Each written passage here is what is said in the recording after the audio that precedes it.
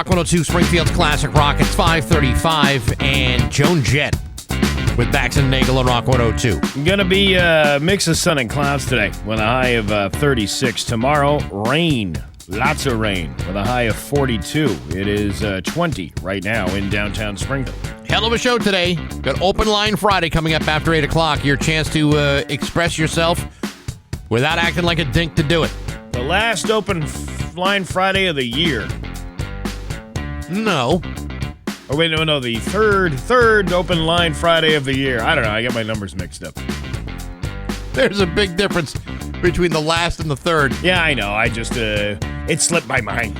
Also, comedian John Rudnitsky is going to be at the Roar Comedy Club tonight and tomorrow night. 2 great comedy shows. We'll talk to him just after 7 o'clock. There you go. Bax and Nagle on Rock 102. Rock 102, Springfield's Classic Rock. It's 5:51, and the Allman Brothers with Bax and Nagle on Rock 102. Okay. I'm just looking at these buttons that got rearranged yesterday when the whole thing got restarted. It's going to be a mix of sun and clouds today. Pretty cold. Tomorrow, it's going to be rainy with a high of 42. It's Flavin in downtown Springfield. Hollywood Trash is brought to you by the Western Mass Masons. Call the Western Mass Masons for all your foundation and chimney needs. Somehow you still care about what's happening in Hollywood. So, from Tinseltown, 3,000 miles away, it's Steve Nagle's Hollywood Trash. Bob Uecker is no longer with us. He was 90 years old. This is a weird one for me because, I lived in Milwaukee for 11 years. He broadcasted for 53 years. Yeah. As the Brewers play-by-play guy. Only had a chance to meet him once, and it was like nothing more than a handshake. But there were times where dude was just absolutely naturally hilarious. He did all those games, huh? All the time? Yeah. Wow. And he was my favorite. I knew him from Major League when he was pretending to be the play caller for the games. Yeah, except he really was. Bob Uecker, the voice of the hometown Brewers, who have, after a short playing career, earned the moniker Mr. Baseball and honors from the Hall of Fame, has died. He's 90 years old. The team announced Uecker died Thursday morning, calling it one of the most difficult days in Milwaukee Brewers history. In a statement released by the club, Uecker's family said he had faced a private battle with a small cell lung cancer since early 2023. But he was on TV. He was Mr. Belvedere. Mr. Belvedere, and in radio stations they have a thing called a cough button, and this is something he used to do all the time. Yeah. When you press the cough button, it knocks the microphones out, and you can cough, fart, whatever you have to do, and then as soon as you release the button, then the microphone goes back on. You continue to broadcast. Happens at radio stations all over the place. Uecker used to have guests up in the broadcast booth, and he'd be calling the game, and then hit the cough button, and then talk to his friend and launch into this filthy, multi-profanity-laced tirade about anything, and then lift the button. Well, he's got that's strike number 2, a little inside on the. Up on the upper deck. But wasn't that the basis of the character in Major League? Because he was doing that live on the air. That's what he would do all the time. Yeah, see, that was not fantasy. That was actual reality for Uecker. Did he also have his assistant pretend there was crowd noise in the back by going, "Yay, yay"? On some days. Bruce Willis made a rare public appearance thanks to the first responders battling the LA wildfires, and Stephen King thinks the Oscars should be canceled in lieu of all this nonsense, which he's right. What is so important about that ceremony that you can't put it off until, things seemingly get back to normal? I can make a case you shouldn't even have it on when things are looking pretty good. Right, but they're getting these rich a-holes are going to have it anyway, so what's the difference? Why can't you just wait until June? Because, that's really part of the healing process. What? At least they had the Oscars. Well, are they going to turn it into a big fundraiser, or I don't know. I don't know. I just hope they bring a message of hope. Fergie was honored to meet with first responders and take pictures, and I'm sure the first responders were eager to take pictures with Fergie. She got that MILF money? I don't know. Did she bring her humps? her lovely lady humps. What you gonna do with all that junk? Well, I'm going to take a fire hose and put it out. I saw a meme yesterday where they were going to use Cardi B's WAP to put out the California wildfires. And it was like her dangling in the sky, showering everybody. Hey, you know what? We need new constructive ways to do this. Whatever it takes. Taylor Swift issued a statement calling the fires heartbreaking and listed several charities she's donated to and say, hey, catch me at the game on this Saturday. The Kansas City Chiefs and, was it Texans? Houston Texans. Houston Texans. At least these people have their priorities straight, you know? Yes. Now is not the time to think of ourselves. Now is the time to think about, can we get the Oscars on the air? The other one that died yesterday, David Lynch. Yeah, that's pretty crazy, too. He battled emphysema brought on by years of smoking. He was 78 years old. Lynch was a one-of-a-kind filmography includes Eraserhead, The Elephant Man, Blue Velvet, Mulholland Drive, Wild at Heart, Lost Highway, Dune, and, of course, the TV show Twin Peaks. Steven Spielberg said, quote, the world is going to miss such an original and unique voice. His films have already stood the test of time, and they always will. What did he do? The one with Blue Velvet. Did he do that one? Yeah, that was his. Oh, I did read that one. I'm sorry. I thought I didn't read that one. I'm like, I thought he did Blue Velvet. That was a good family film. Well, I mean, he talks about his mommy the entire time. Yeah, but it's not really what I would say. Hey, kids, let's gather around and watch a good family-friendly movie. I don't know. That was the first movie my mom and I went to see in the theaters back in the day. Stop it. No, I'm kidding. I'm kidding. I can't imagine your mom sitting through that. Sitting through that with her probably children. 9-year-old son when that movie came out. Justin Baldoni. I don't even know who that is. Justin Baldoni? He is the son of Mr. and Mrs. Baldoni. See, I wish I had thought about that. And Blake Lively. A new shot was fired in the battle between those two yesterday over It Ends With Us. Justin is now suing Blake and her husband Ryan Reynolds for $400 million for allegedly orchestrating a smear campaign against him and trying to take control of the movie, which Justin directed.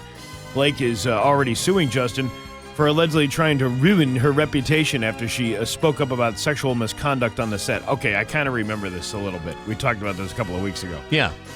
In his lawsuit, Baldoni claims that Blake held up production until the film studio agreed to a 17-point list of demands that alleged misconduct and also gave her a cut of the film and producer credit. He claims she also cut him out of all the marketing and promotional efforts. And maybe worst of all, Justin claims Blake made fun of his nose and said he should get plastic surgery.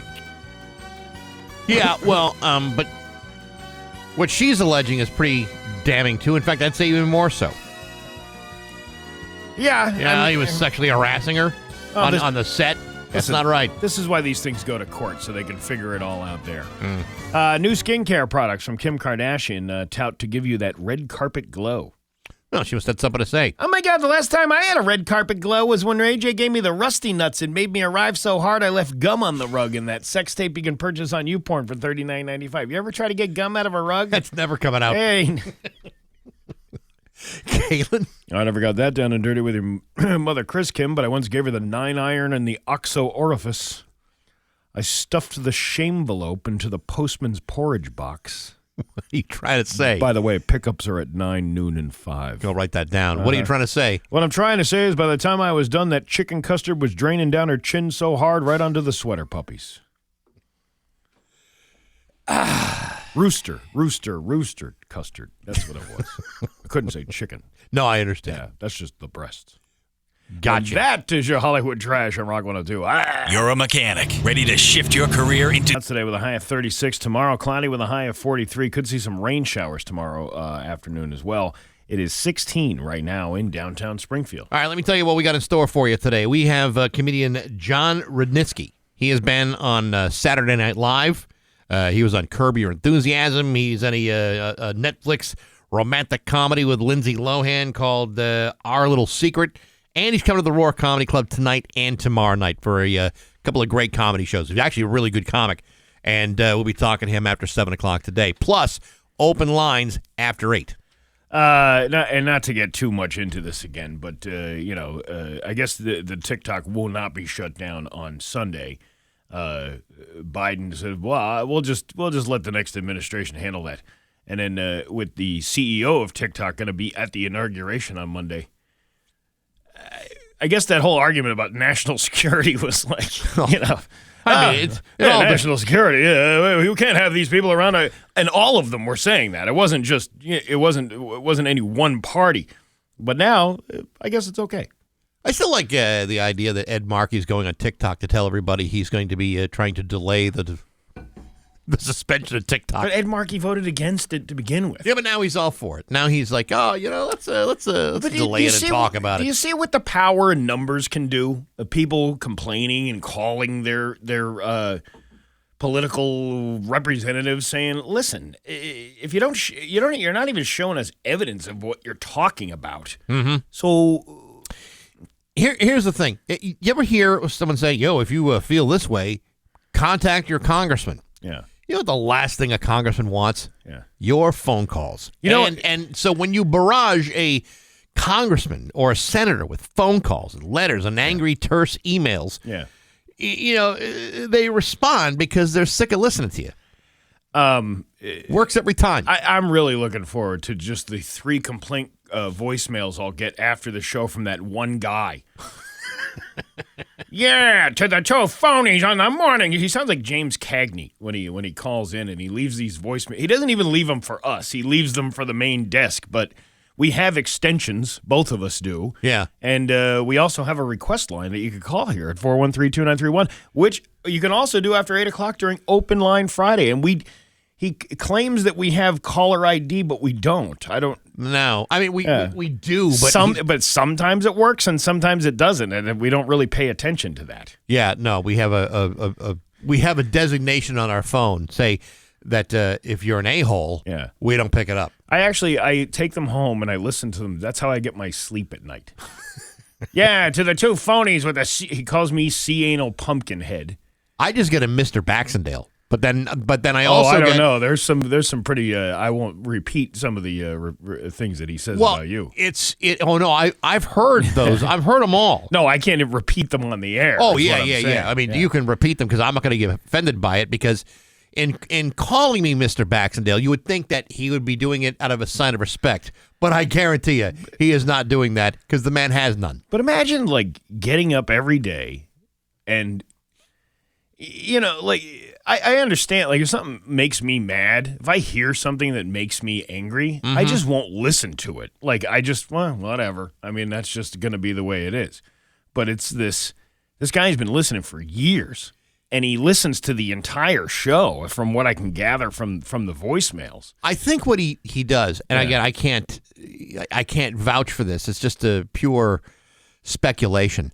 I think he's there with a notepad and a pen. Yeah. And he's transcribing. I can't believe they talked about me at 6:14 in the morning. I'm going to call and make some real demands. But it's you can give it up after a while. You can just say, you know what, nothing that I have said, no matter how many hundreds of messages I've left over the years, nothing has changed. So what do you think you're doing? I don't know. And it's also misconstrued. He doesn't understand what we're saying. He doesn't understand things like he's picking bits. He's not a very good note taker if he's taking notes. But he doesn't understand things like sarcasm, laughter, joy, comedy. He doesn't understand irony. Certainly doesn't get irony. But yet he feels as though that if we say something, it must be because we mean it. Yeah. And I can tell you, we mean nothing of what we say. I say he sounds like James. We can't even play the call on the air.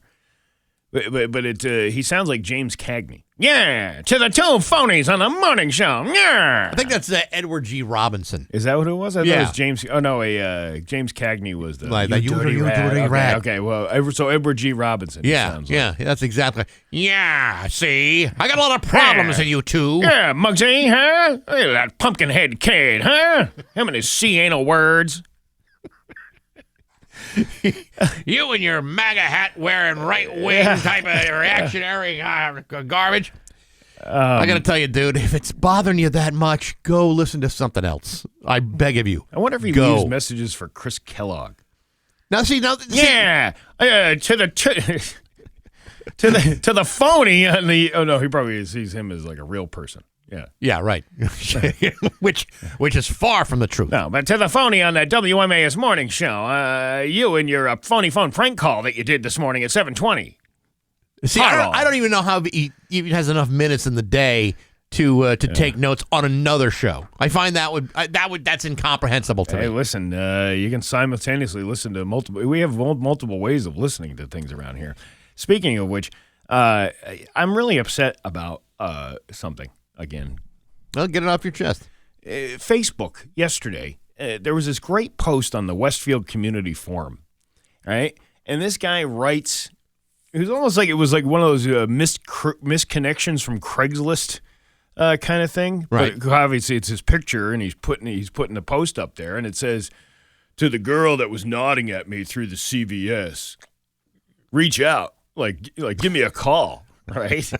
So then, of course, it prompts a bunch of responses from the masses.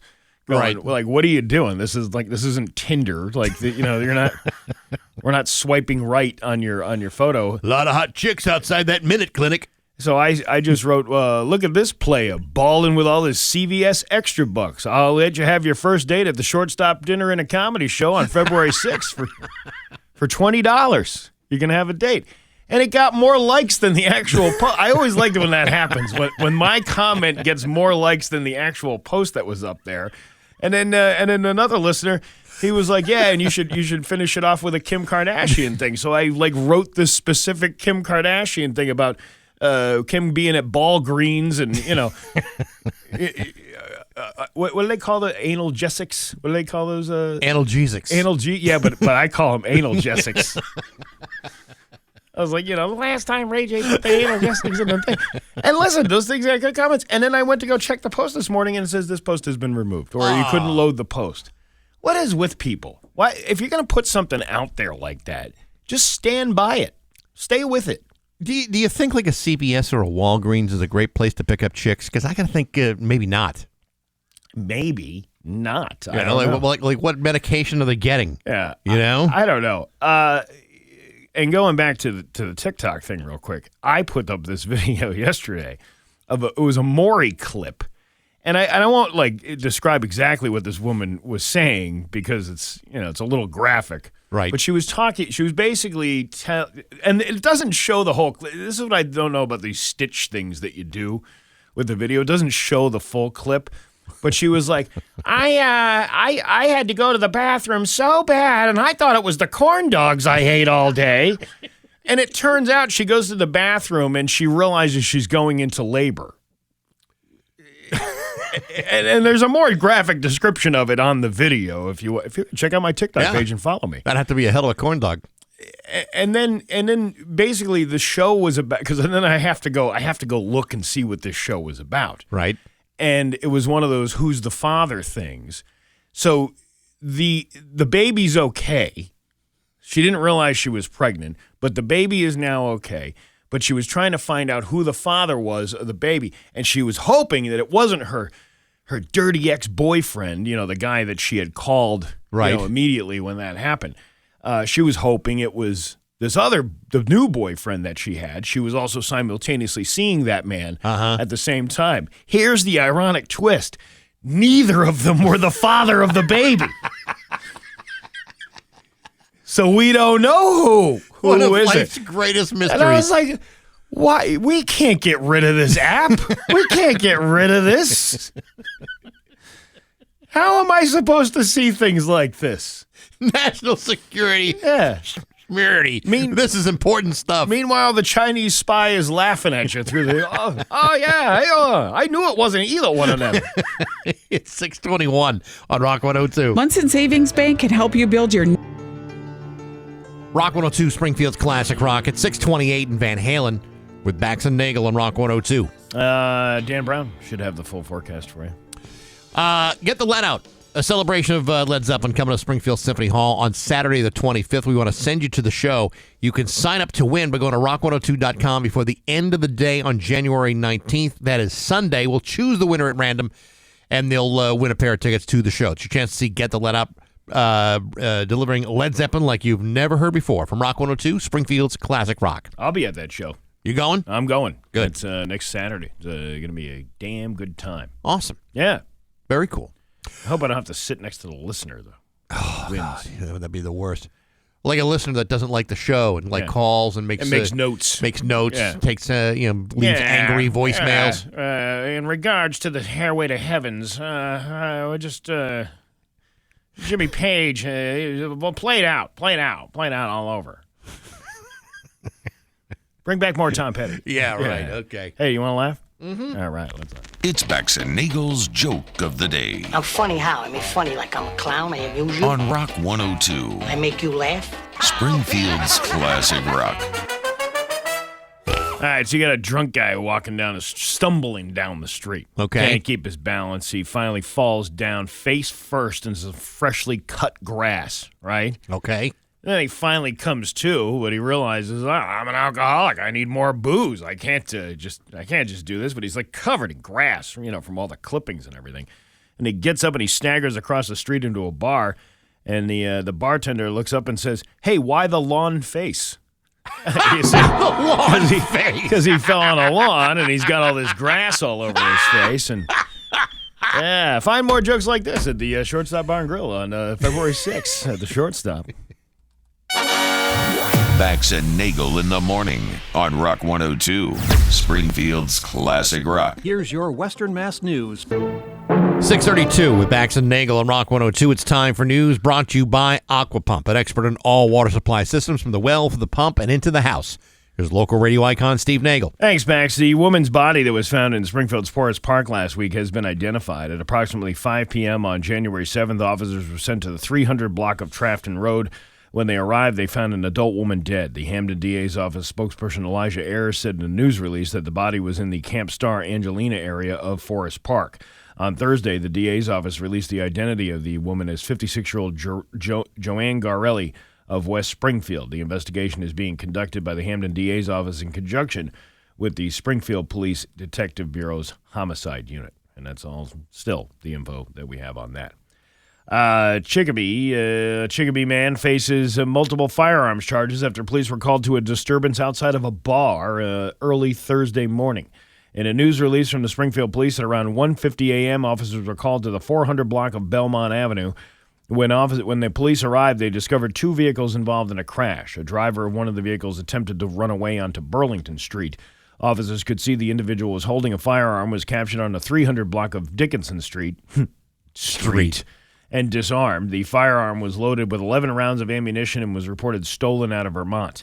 The man was identified as 21-year-old Javier Pabon Flores of Chicopee and is charged with a slew of things: uninsured motor vehicle, large capacity firearms, yada, yada, yada. Yada, yada, yada over the best part. I mentioned the unregistered motor vehicle. Like a bunch of other patrons at this bar, probably looking to enjoy a nice night out, and then all of a sudden you got a guy who's got some sort of disturbance, and it ruins your night. I'm sorry. You're describing a nice night out at 1:50 in the morning.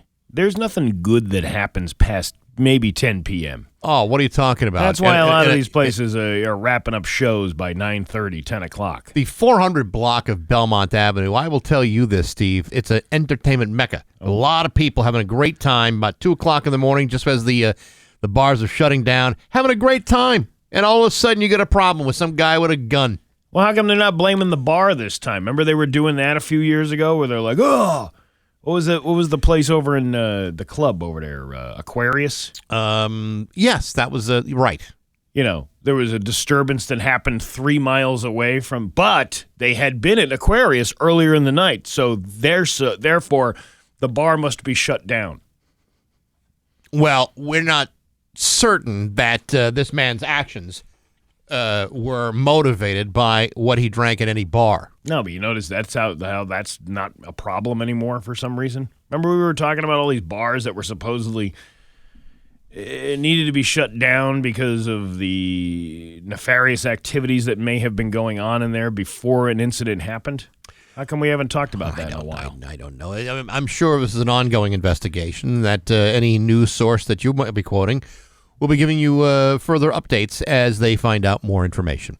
A man from New York City was arrested in connection with attempting to steal items in 6 shopping carts and 5 pieces of luggage from the Burlington store in Enfield. Now, when you get arrested for that, do you get charged by the sale price of those items? I mean, Burlington always has these things for, less than half of the price that you would normally pay for them. Well, I think when you're dealing with deep discounts like that, you're going for the estimated retail value of every item. It's like a showcase showdown on The Price is Right. Yes. You have to figure out, well, how much for this showcase? Where did it come from? Burlington Coat. Oh, I was going to say $3,000, but now it's only $1,500. And if you got coupons, you could save even more. Yes. Does Burlington do coupons? I haven't seen any, but just in case. I think it's everyday low prices at your local Burlington. No sense for couponing at all. The Enfield police said at around 4:30 p.m. on Saturday, officers were called to the Burlington Coat Factory, which I don't even think they call it that anymore. I think it's just Burlington. Is it? Yeah. I don't even know anymore. For a larceny in progress. Upon arrival, one officer was injured during the arrest of the suspect, 26-year-old Alexander Puello of New York. During the investigation, a woman pictured on their Facebook page is suspected of being involved in the incident. The woman had left the area before police were able to capture her. If you can go on the Enfield Police Facebook page and identify the woman, you're asked to call the Enfield Police Officer Miller. It's Miller time. Barney Miller? No, it's Miller time. Oh. Officers recovered a total of 261 items, including 5 shopping carts of shoes, 1 shopping cart of purses and bags, and 5 pieces of luggage. That's a lot of stuff. That's a hell of a lot of stuff. Puello is being held on $100,000 bond for assault on a police officer, interfering with a police officer, organized retail theft, larceny in the 3rd degree, and possession of a shoplifting device.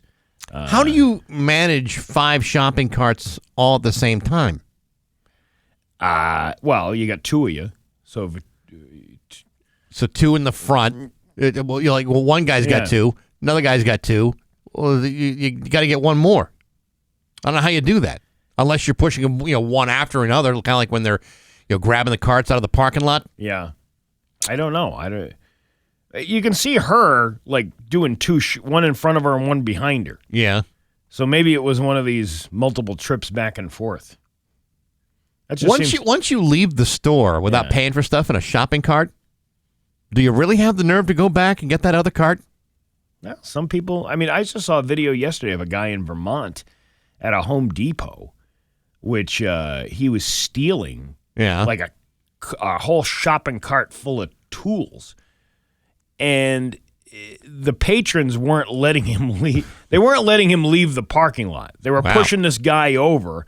And they're like, they're telling him it was like a bunch of vigilantes, I guess, stopping the theft from happening.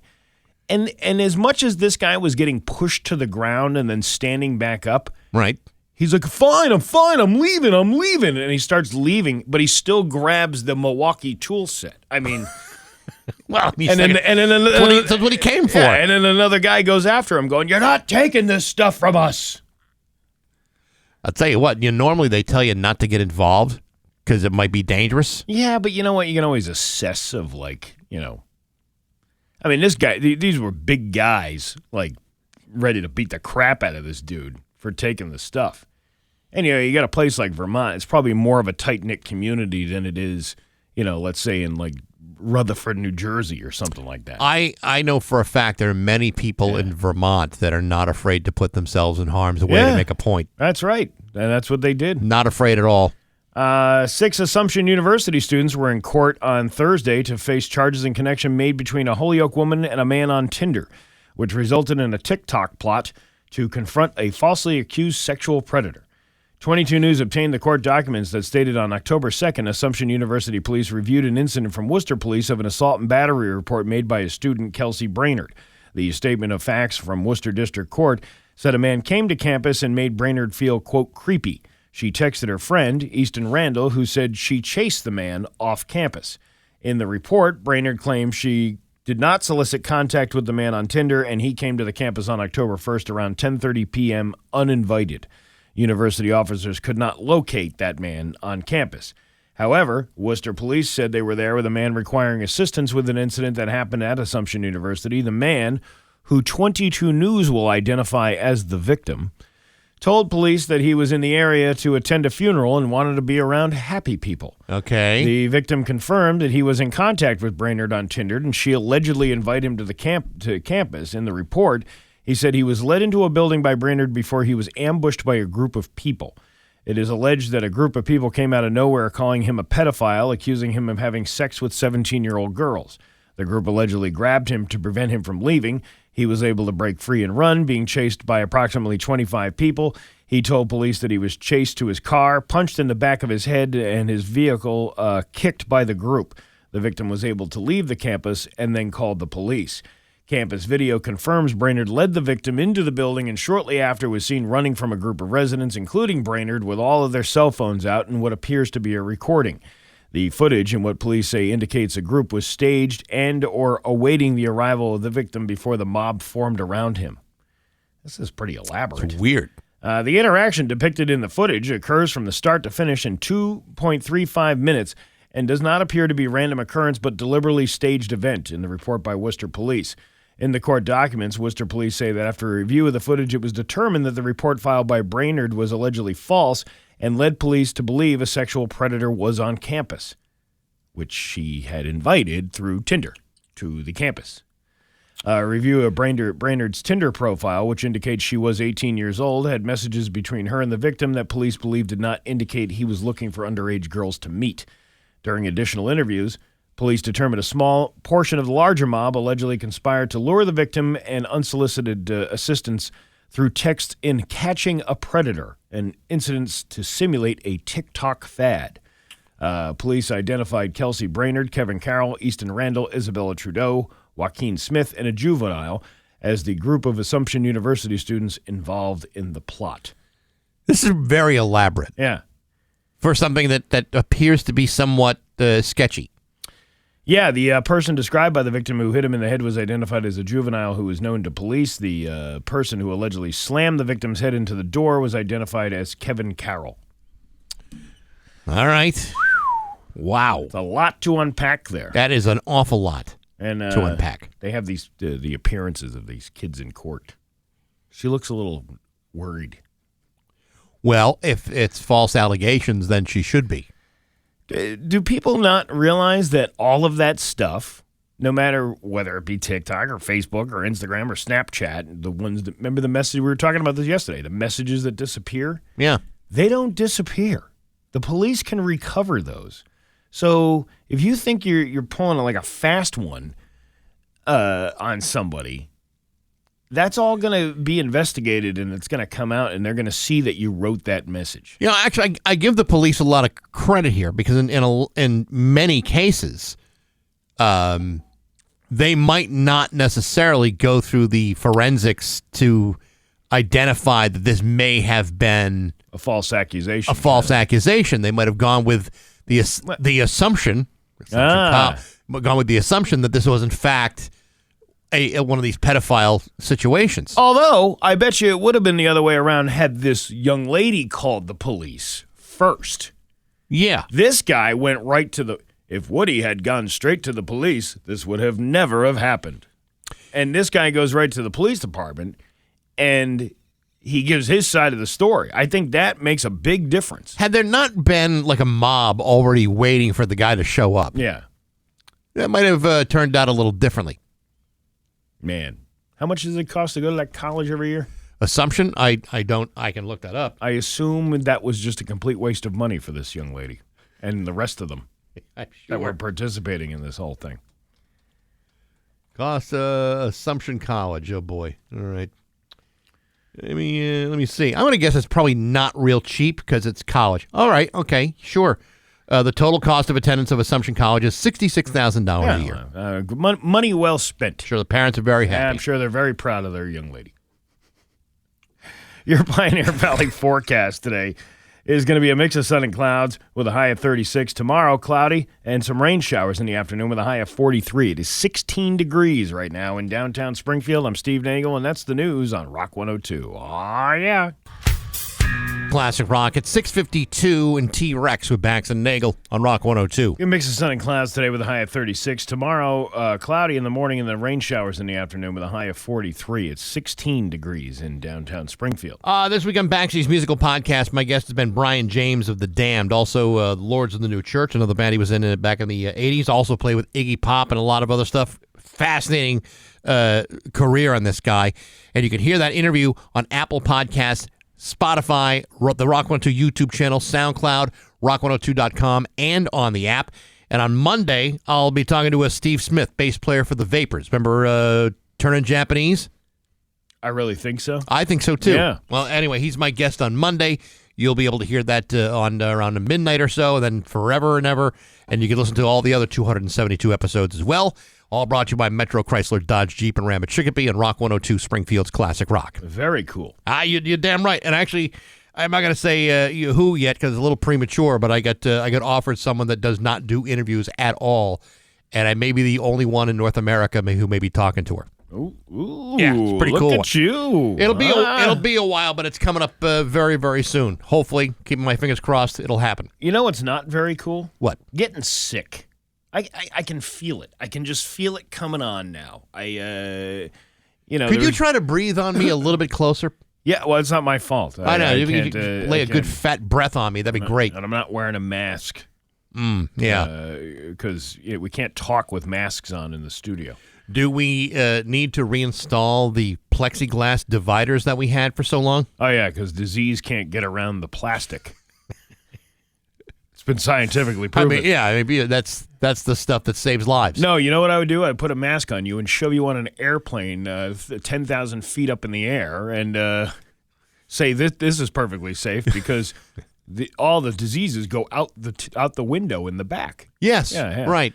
No, we got several people that work here that have young children. So, and I remember those days of when my kids were young, and those daycares and stuff. They're like petri dishes for all kinds of cool, funky diseases. I remember having the hand, foot, and mouth disease, which was where I learned about how you don't have to actually get it in order to pass it along to somebody on it. Because I remember the daycare lady was like, hey, by the way, one of these kids tested positive for hand, foot, and mouth disease. I just wanted to let you guys know you don't have to have the... I'm like, yeah, whatever. I mean, I don't even know what hand, foot, and mouth disease was until I got it. My kids never got it. And then one night I'm sitting there on my laptop at the kitchen table, and I was like, what's this little mouth sore just popped up in my mouth? And then within an hour, there was 5 mouth sores. Yeah. And my hands were all covered in dots. And then my feet were all covered in dots. And foot, and mouth. It was the absolute worst sickness I had ever experienced because you get chills so bad. I had like 10 blankets on me. The heat cranked up to 85 degrees, and nothing was keeping me warm. I remember at one point, all my kids had strep, but not at the same time. It was like one after another. When one got through with like the 9 gallons of amoxicillin they had to chug down, then another one would get sick. And it went on for like months. Yeah. So I should own stock in amoxicillin. And I know we don't have a lot of time here, but my point being is that you can get sick. You can get sick from anybody, especially if you have the young kids. They're bringing in diseases, and you see these people walking around. Now they're wearing masks around here, and because they're getting all nasal stuff. However, there is some relief from Progresso soup. Really? Which is one of the most disgusting things I've ever heard of. Progresso just debuted new chicken noodle soup flavored cough drops for National Soup Month. Oh my God, how awful. They're called soup drops, but they're not medicated in any way, so technically they're marketed as soup flavored candy, which is somehow even more gross than the original concept. They announced them yesterday, and they sold out immediately. This is why we're dumb. We buy into stuff. Stop buying things like this. How gross does that sound? I mean, if it's one thing, if it's like a cough drop, at least a cough drop has flavor. But Soup-flavored cough drops? Why don't you I'd rather just make the soup. Or why don't you suck on one of them chicken cubes, like the chicken bouillon cubes? Just pop one in your mouth. It's the same thing. It's like a salt lick waiting to happen. Yeah, but they're going to drop do another drop next Thursday and again the week after. You get 20 soup drops for $2.49 plus $1 shipping. You can also get a can of actual chicken noodle soup with it. The press release says, when you're sick, nothing is truly more reassuring than chicken noodle soup. So we thought, why stop at the soup bowl? Because you're idiots. That's why you shouldn't be thinking stuff like that. Because you're a soup company. Yeah, you make soup. You don't make cough drops. Stick with a soup. That'd be like a deodorant manufacturer building cars. Right. Or something else. A drug factory. Whatever. Yeah. Whatever. Someone who tried them said they do taste surprisingly similar to actual chicken noodle soup. You know, this is not something we needed. No. Nobody needed this. Nobody wanted this. We could all use more soup in our lives, but we don't need something that's been, trimmed down to like a hard candy. Or is it like a chewable? It says it's a hard candy. It's like a lozenge. Why don't you just take a Halls and down a whole thing of Progresso chicken noodle soup, and you got the same exact thing. It's just about 6:59. Comedian John Rudnitsky going to be joining us in just a few minutes, coming to the Roar Comedy Club tonight and tomorrow night on Rock 102. Call or text us anytime on the Route 10. And now, Bax's View from the Couch, brought to you by Rocky's Ace Hardware, Winter Storm Headquarters, before and after the storm. Hey, good morning, sports fans. How the heck are you? Folks, let's say for a moment that I hypothetically had $5 billion at my disposal. And let's say that hypothetically I wanted to invest some of that $5 billion so I could make even more money. Because you see, a wise investor can never have enough billions. Should I invest that money in profit-churning pharmaceuticals? Should I invest my money in aerospace technology? Or should I do the next best thing and invest in a new international professional basketball league that intends to compete directly with the NBA? Tough choice. Yesterday it was reported that Maverick Carter, the business manager for LeBron James of the Lakers, is currently seeking investors in a new basketball league that would serve as an international rival to the NBA here in America. According to multiple sources, Carter has rounded up several private equity firms to invest in the plan. This new league would consist of 6 teams of men and 6 teams of women competing all over the world. And before you start asking questions, no, LeBron James will not be playing in it. This comes after the new 3-on-3 Women's League, Unrivaled, kicks off later today. It also comes just weeks after reports of the NBA's sagging television ratings. So in theory, now might be a good time for a new upstart to come along and start pouring salt into the NBA's open wound. After all, the NBA hasn't faced a serious threat from a rival league since they swallowed up the American Basketball Association 49 years ago. The question I have is this: if I had $1 billion, would I prefer to invest that money in exciting new profit-yielding opportunities, or would I rather piss it all away in an almost certain failure like an international basketball league that'll compete with the NBA? Again, tough choice. That's my small investment against the $11.2 billion that the NBA made last year alone in spite of a lousy product and bad ratings. Yeah, no, I think I'm going to wait this horrible idea out for the next bad investment to come around. But hey, enough of my yapping. Sports brought to you by Rocky's Ace Hardware. What do you know about snow throwers? You need to talk to Keith at the East Long Meadow Rockies. Keith is an expert selling and servicing Aaron's throwers, plus Eagle battery-powered snow throwers as well. Good people like Keith and rock-solid service. You'll find it at every Rocky's Ace Hardware. I'm Bax. That's my view from the couch. Rock 102. Rock 102, Springfield's Classic Rock at 7-Eleven and the Ocean from Led Zeppelin at Rock 102. What was that? I don't quite know. What was that? Was it mine? Was it me? No, I don't know what's going on there. It's going to be a mix of sun and clouds today with a high of 36. Tomorrow, cloudy with some rain showers in the afternoon, high of 43. It is 16 right now in downtown Springfield. Great comedy show coming to the Roar Comedy Club tonight and tomorrow night. John Rudnitsky.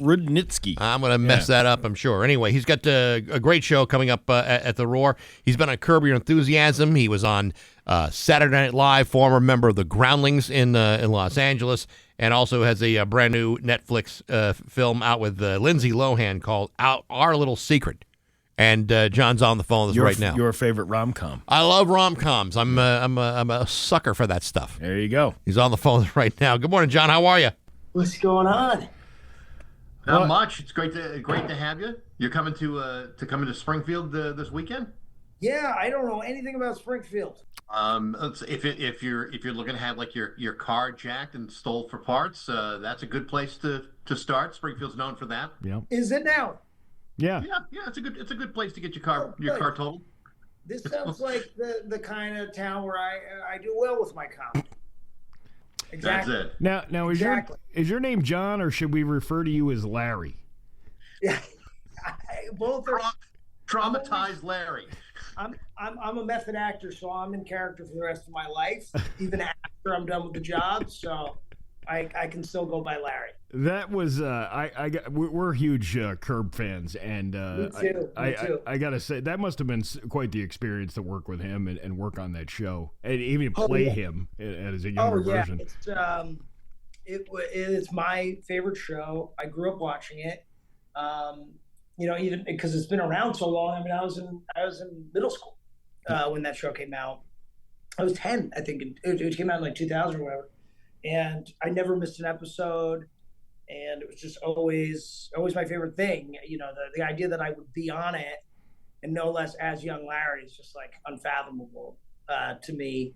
But Larry was at SNL when I was there, and he played Bernie, and so we knew each other. I mean, but he's my hero, so I was always nervous around him. Like the second or third week he came back, I felt a tap on my shoulder, and I look up and it's just Larry, and he's like, "Hey, John, how's it going?" I couldn't believe he knew my name, and I was like, "We're making this a regular thing," and he goes, "Let's not get carried away," and then he just like walked away, and I was like, "Damn, that if that was the only interaction I had with him, it'd be great."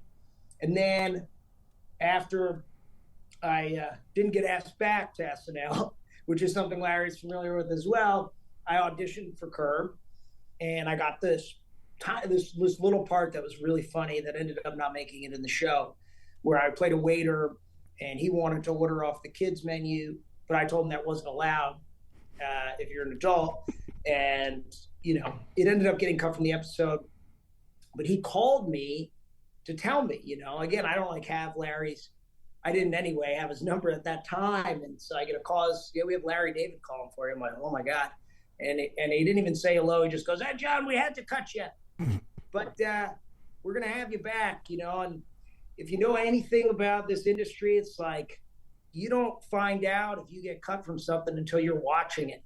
Right. So for anybody to call you and tell you, especially that guy to call and tell you that, means a lot. And then years later, about 4 years later, I went out for Young Larry and I got it. And it was like, the whole plot of the episode revolves around this. It's like, I'm so happy I got cut from that other thing, because this was like the coolest part I could have ever asked for, on the coolest show I could have ever asked for. And when we were on set, Larry goes, "This cannot get cut. This will not get cut." Like, okay, good. Well, at least they assured you that it wasn't going to happen. Yeah, right. But as a guy who is with the Groundlings and on Saturday Night Live and has some background in improv, to be in a show where you're given a basic guideline of the plot line and then to fill in the gaps.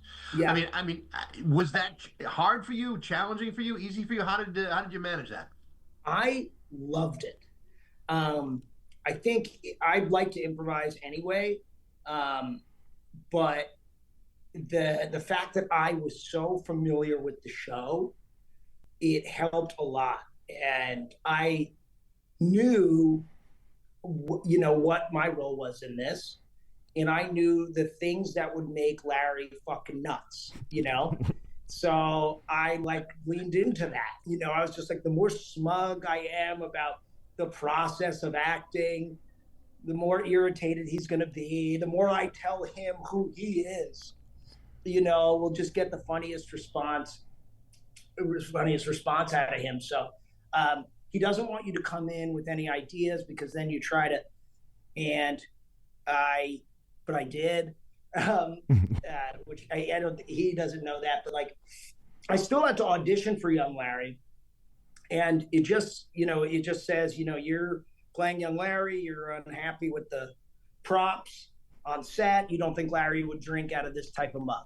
That's like what it says, And I wrote a whole scene and gave it to my buddy because you're doing a self-tape these days, post-pandemic. You film yourself at home and you ask a friend to do it. When I first auditioned for it, it was in front of Larry and Jeff Garland and all these people, and it's way more nerve-wracking that way. But this way, I had a buddy, and I just like wrote Larry's lines, and I wrote it, and a lot of that stuff ended up in it. But I just wrote how I thought the show would go. So I did come in with the idea of call me Larry, please. I'm in character and things like that. But I tried not to think about those lines too much unless it happened organically, because you want to be listening and you want to be like in the moment with him. I was very nervous, on set, but the first line on the first take, Larry, I said something.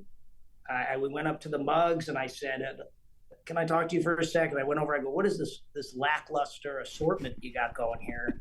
And he broke and laughed for 45 seconds. He was that loud Larry cackle where his mouth detaches from his jaw. And it's like Santa laughing or something. It's wild. Yeah. And so as soon as that happened, I felt relaxed. I was like, okay. He wants you to succeed. So he's like, oh, that's great. Okay, say that again. Well, that's funny. Don't say as much this time or whatever. Right. Who came up with the idea of the horrible sexual encounter, traumatizing sexual encounter? Well, he comes up with the whole show, the plot and all that is him. Right. But as far as lines go, I mean, it's entirely improvised. There's just a general idea. So play within that world, and then the cameras are running. There's multiple cameras going at once, so we'll do these 10-minute takes. I mean, I could have done that all day, riffing with my comedy god. Awesome! How awesome is that? It's still the coolest thing I've ever done. Definitely. We have a lot of similarities, John. I'm trying to get out of this city. When I was in high school, I used to listen to this guy on the radio, and now I'm a co-host of the show. Wow. And I know I'll probably never meet Larry David, but I do want to work with Lindsay Lohan one day. Okay, well, I don't have her number, but I'll see what I can do. All right, well, That's good. Well, John, it's great to talk to you. You're going to be at the Roar Comedy Club Friday and Saturday, 8 o'clock, both shows. John, it's a real pleasure to talk to you. Wish you best of luck. Oh, my God. Pleasure to talk to you guys. Thanks so much, John. It's John Rudnitsky on Bax and Nagle, Rock 102. Classic rock. It's 7:28. Billy Idol with Bax and Nagle on Rock 102. Dan Brown will have the full forecast for you. If you, by the way, that interview will be heard in its entirety on rock102.com and wherever you may find your podcast. There's actually a whole other part of it where he talks about how we got on Saturday Night Live. It's actually pretty interesting. You ever give your kids melatonin or anything like that when they were younger? No, never melatonin. There's a lot of people who do that, which is okay once in a while, but you're not supposed to do that all the time because it messes. Melatonin is a natural chemical that gets produced in the brain, and when you take the pill, it just kind of brings it out a little bit more. Right. But you're not supposed to consistently use that. 2 women who run a daycare in northern Georgia are facing charges for dosing kids with Benadryl and melatonin so they'd go to sleep. It's not, I can understand the desire to have the kids take a nap, but not chemically. Back in October, a parent noticed 2 kids were crankier than normal and acting lethargic. They were also sleeping a lot, so then blood work was done. Turned out both kids had elevated levels of Benadryl and melatonin in their system, so police got involved and found that the 2 women had been using the meds daily to get the kids down for a nap, and they'd been doing it for quite some time. 51-year-old Stacy Young runs the business out of her home, and with her 35-year-old daughter-in-law, Petrie Verby Sunshine Edge. That's her name? You know what?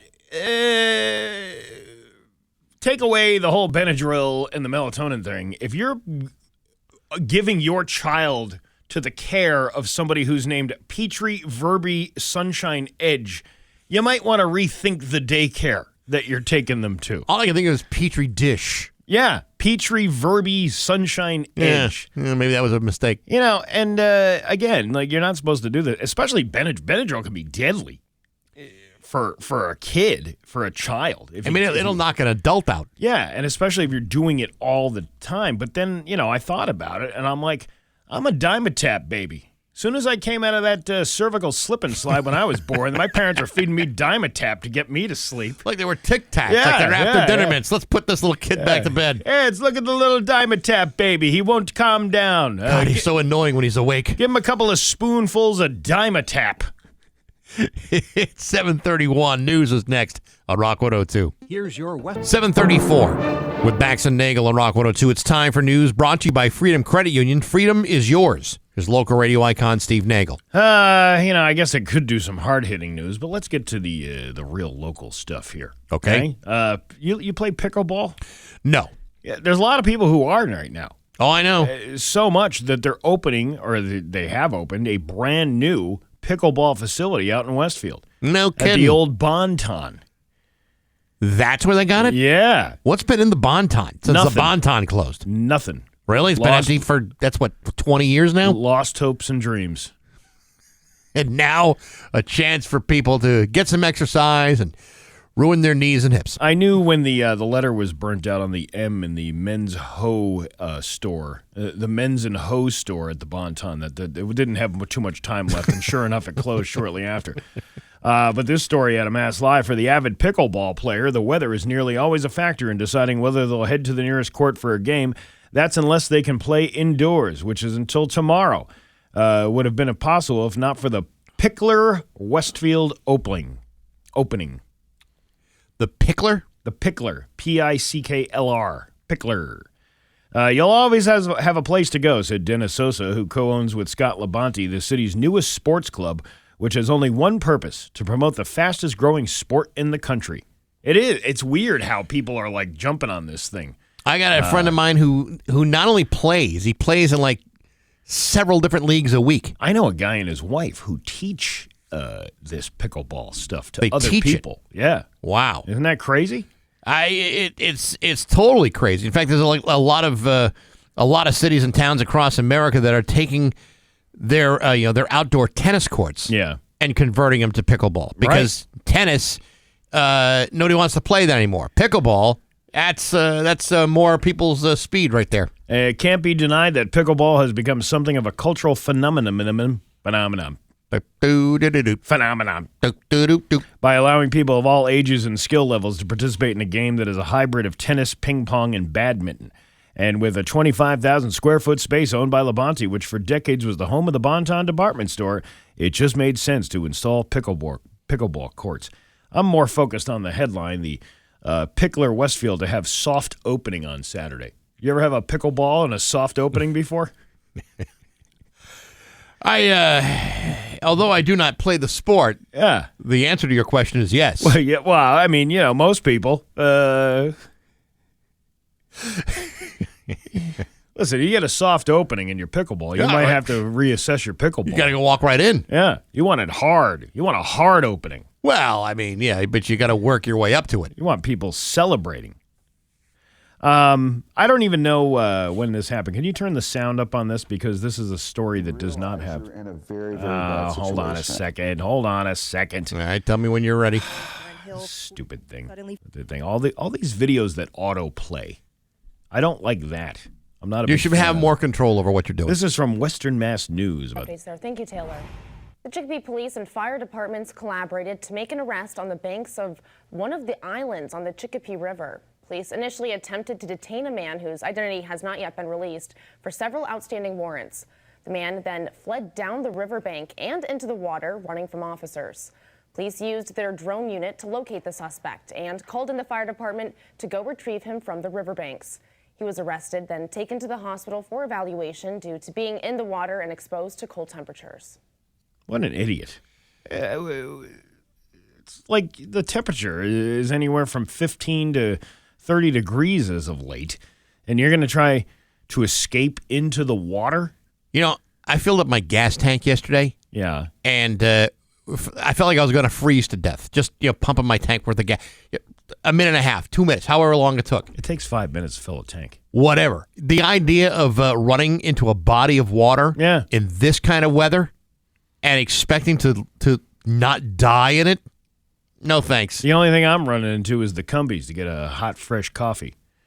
See, but that makes sense because you're only exposed to the elements for a very short period of time. Diving into cold water in mid-January is just plain stupid. We need to change the rules on pumping gas. You should be able to pump the gas, put that little thing in there to keep it open, and then run in and do whatever shopping you need to do on the inside. And then by the time you come out, your tank is full, you're moving things along. Otherwise, people just tend to park their car at the pump after they've pumped the gas and are taking up precious gas pump space. See, I always pull into a parking space. Well, if I got to go in. You have morals and, courtesy in your blood. Yeah, I do. I'm talking about schlubs like me who don't want to move the car. I want to do everything at once, and I want to do it as quickly as possible. I want to pump the gas, and while I'm pumping the gas, I want to go inside, I want to get a coffee, and when I come back out, boom, tank's full. I can go on my merry way. But with a finite number of pumps available for people, and say you're on a busy intersection where lots of people need to fill up at that point, at that location, you're in the way. You're clogging the system. And why is New Jersey the only state that allows people to pump it for you? Pump it for you. I don't know.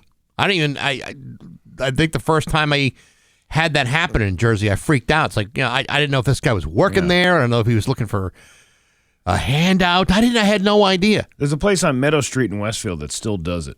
The guy will come out to your car. It's a little Sunoco station. Oh, yeah. And the guy will come out to the car. You even pull over that ding-ding, the little air bell thing, and the guy will come out and pump it. That's the way it used to be back when I was a child. And he's dressed like a penguin. A penguin? Or an Eskimo. That's dressed like an Eskimo. See, when I was a kid, you'd have the gas guy. Yeah. He was in a uniform. He'd come out. He'd fill up your tank. He'd ask you if you wanted to check the oil. Like, okay, I'm burning oil like crazy here, but that's what they would do. And while they were filling your tank, they'd clean your windshield off. Yeah, that's service. That's what you want. Yeah, now I got to do that myself. That's a lost art among the bums. They used to come out and clean your windows, and then then they'd expect payment from you. Oh, I know. How come they don't do that anymore? It's probably not cost effective. It's probably so much easier to hold a sign in a busy intersection. Well, it's they hold the signs up that say need money for food. How about I need money for a squeegee and some windshield washer fluid because I plan to make more. I'm investing in my business. I'm going to make more money. Eventually. And then, one day that guy opens up a car wash and there's like, well, who's the fool now? Who knew that guy was going to be so industrious? That's what America is all about. That's right. Having a dream, having an idea. And seizing upon those opportunities. Yeah. You're right. I need to start a homeless guy consulting company on how to make more money. Maybe that could be like a faction of the Steve Nagle College of Knowledge. Oh, you're expanding your campus. Yeah. Listen, we have programs for all adults, day and night classes. Hobo entrepreneurship. Hobo you. Yeah, hobo you. How can we help you? And then the logo is just like a shoe, like a shoe with no laces on it. Like a shoe that goes into a stew. That would be good, or a shopping cart full of tin cans. Yeah. Here's more crazy stuff out of Connecticut. There was this lady yesterday. A 47-year-old woman has been arrested for allegedly planning illegal street takeovers all over the state. New Haven police say their real-time crime center became aware of a planned street takeover while monitoring social media. One Instagram account in particular, at Final Warning, which I think it's supposed to be final warning, but somebody had already taken the so you got to take the next best thing. Put the extra N in. Is said to have been announcing and organizing illegal street takeovers in New Haven and all over the state. She wasn't shy about posting info and meetups and whether she was doing it for social media fame. I can't speak of her motivations, but it certainly made it easy for us to find her, said New Haven Police Chief or a New Haven police officer, Christian Bruckhart.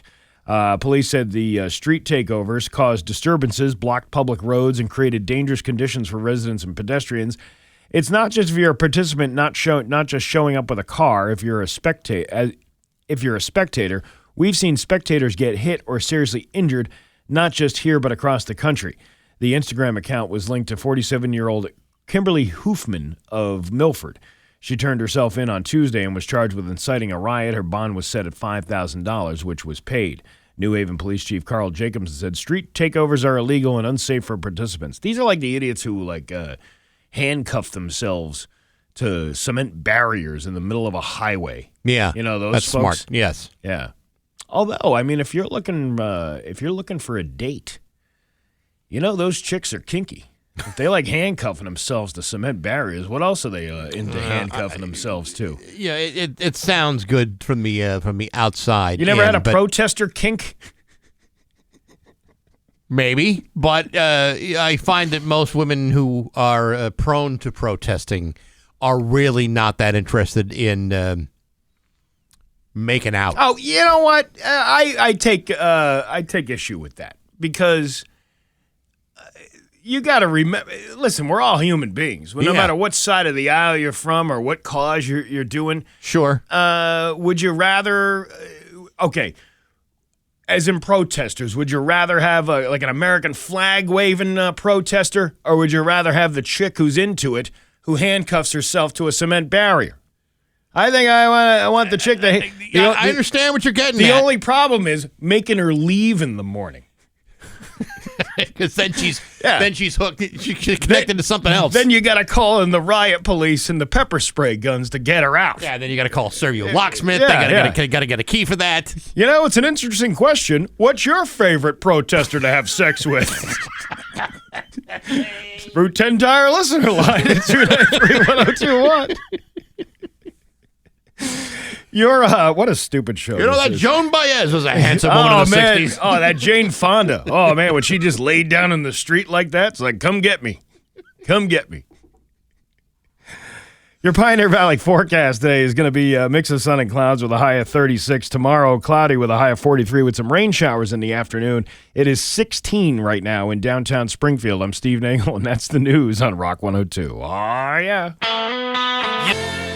Rock 102, Springfield's Classic Rock. 7:53 in Kansas with Bax and Nagle on Rock 102. It's going to be a mix of sun and clouds today with a high of 36. Tomorrow, cloudy with some rain showers and a high of 43. It is 16 degrees in downtown Springfield. So next hour, it is going to be Open Line Friday. Let's establish some rules here, shall we? 1, no foul language. 2, no hate speech. 3, try not to act like you think. If we can accomplish all three of those things today, I'll be very satisfied. If we can't, we're gonna have to have a talk. I'll always admit when I'm wrong. I was completely wrong about what street takeovers are. And I thought, because they didn't explain what street takeovers were in the article, they just said, well, this woman who didn't look like the person that would participate in and I don't know if that's stereotyping or not, but a 47-year-old woman doesn't seem like the kind of person that would be participating in street burnouts, which are when like a group of lowriders, the cars and all that stuff, take over a street and they start doing burnouts and donuts and all that stuff. That makes more sense about people getting hit by the cars. I didn't understand what that meant until it was explained to me by several people who were very nice to say, hey, by the way, this is what street takeovers are. And then I got this one guy, hey, Pumpkinhead. It's not the same guy that we were talking about. Hey, Pumpkinhead, street takeovers are car meetups. They do burnouts and donuts. Light S on fire in intersections. Go play more Tom Petty, old man. Wow. I'm sorry that I offended you in some way for not doing all knowing what a street takeover was. Yeah. Because I didn't watch all the Fast and Bi-Curious movies like this guy watched. This guy was probably part of like a funeral procession for Paul Walker. You know, like in other parts of the country. Yeah, we're going down to D.C., man, and we're doing the whole ride around, and we're waving Fast and Bi-Curious flags out of our window. We're driving 85 miles an hour in 20-mile-an-hour zones. Yeah. That's cool. Oh, there you go. There you have it. So anyway, yes, I know my share of burnouts, but never judge a book by its cover. Even an older woman in her 40s or 50s, likes burnouts and driving like a crazy person. But she's probably the kind of chick that's hanging out with these guys for the younger guys. I told you, whether it be a protester or whatever. Yeah. She's probably into the young bucks. Maybe she's the one dropping the flag. Maybe. You know what I'm saying? Yeah. That age means nothing in that job. Yeah, what was that movie with James Dean where he drives off the cliff or whatever it was? It's called I Just Drove Off a Cliff. Oh, is that what the name of it was? I believe. I don't know. I wasn't a big James Dean fan. Yeah, no, I get you. But I believe that's what the movie was entitled. Oh, well, now I know what a street takeover is. So I thank the listeners, especially this guy. Hey, this is awful exciting. The auto parts swap and sell is going on at the Big E. It starts tomorrow and Sunday. You'd hate to miss something like that, and we happen to have a 4-pack of tickets, which you'd have to pick up today. But you know what? That's okay. For the auto parts swap and sell, who wouldn't? 10th caller right now at 293-1021 wins a 4-pack of tickets. I remember when Nelson Mandela passed away. Uh-huh. It was right around the time that Paul Walker had done so, and I had written on Facebook, Nelson Mandela dies at 95, which was 5 miles an hour faster than Paul Walker. How'd that go? Mixed reviews. Yeah, I would think. Mixed reviews. Yeah, some people got very upset about that. There you go. It's 7:57. Good luck on Rock 102. Rock 102 is Bax's View from the Couch. Brought to you by Rocky's Ace Hardware, Winter Storm Headquarters, before and after the storm. Hey, good morning, sports fans. How the heck are you? Folks, as many of you know, I've been a professional broadcaster for quite a long time. Sure, I've gotten a few accolades over the years, a few Mass Live Reader-Aid trophies sitting in my desk, a couple of Best of the Valley Advocate Awards I still need to pick up someday. But the truth is this. Sure, I may have spent a lifetime or two in this position, but the reality is that any idiot can do what I do, and many of them have, and many of those people are far more successful than me. For example, take a look at Tom Brady. Now, Brady's about to finish up his first season as a professional broadcaster. In my first year, I was kicking ass and taking names and making just over $288 per week before taxes. Meanwhile, Tom Brady still has 9 years remaining on a $379 million contract, and the reaction to his performance in his first year of broadcasting has been, well, less than people expected. In fact, most people will tell you that as a broadcaster, Tom Brady was a hell of a quarterback. Yesterday, however, Tom Brady's agent Don Yee told the Sports Business Journal that his client is loving the hell out of this whole broadcasting stuff and has every intention of continuing for many years to come. And while that may seem like a threat, he appears to be very serious about this. Sure, he may never match up with the likes of a Tony Romo or a Chris Collingsworth. And sure, his broadcast career may be a gigantic conflict of interest due to his involvement in the ownership of the Raiders. But at the end of the day, Tom Brady doesn't really have to be that good as a professional broadcaster. There are 379 million reasons why. Look at Terry Bradshaw, for example. He's been a professional broadcaster longer than I have, and he still hasn't gotten any better at it. And yet, you have people complaining about Tom Brady after just one season. Please. But hey, enough of my yapping. Sports brought to you by Rocky's Ace Hardware. You know, some birds head south for the winter, while stubborn old birds like you and me tough it out. Go to Rocky's for a 40-pound bag of wild bird food, just $19. Fill your bird feeder, keep them all happy all season long from Rocky's Ace Hardware. I'm Bax. That's my view from the couch. Rock 102, Springfield's classic rock. It's 8:08 and ZZ Top with Bax and Nagle on Rock 102. Mix of sun and clouds with a high of 36 today. Tomorrow, a little bit warmer, cloudy, rain showers with a high of 43. It's 16 right now in downtown Springfield. And now, live from the Richard Grieco Studios in East Long Meadow, Massachusetts, it's Open Line Friday! Yeah. All right, 293-1021. That's the number for Open Line Friday. We're brought to you today by Linton Septic. Call now during open lines. Give us crap. Linton Septic will be there to pump it out. And I like any other septic system, the more you put into open lines, the more you get out of it. That is true. Absolutely true. And the phones are already going, Steve. Man. Rock 102. Good morning. Who's this? Hey, it's Ken from Worthington. Hey, Ken from Worthington. Hey, I'm just calling in. We don't call in too much, but my son's home today from school, and he likes to listen. He wanted to call in with something. So we wanted to call in and tell you about one of our favorite bands. They're called the Wood Brothers. I don't know if you guys heard of these guys. The Wood Brothers? No, tell us about it. Oh, they're great. They're like, rock, blues. I mean, they don't really have a genre. They do have some songs that would be appropriate for this station. Not that they'll probably ever get played, but they've been around since the early 2000s.